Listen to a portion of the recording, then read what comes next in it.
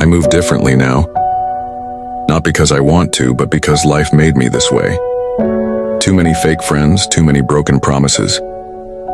Too many moments where I realized I was standing in a room full of people and still felt alone. I used to crave connection, used to think I needed people around me to feel whole. But now I see things for what they are. I've watched people switch up, disappear when I needed them, and act like I didn't exist until they needed something from me. That's why I stay to myself. I don't do fake love. I don't do surface-level friendships. And I don't entertain people who only remember me when it's convenient for them.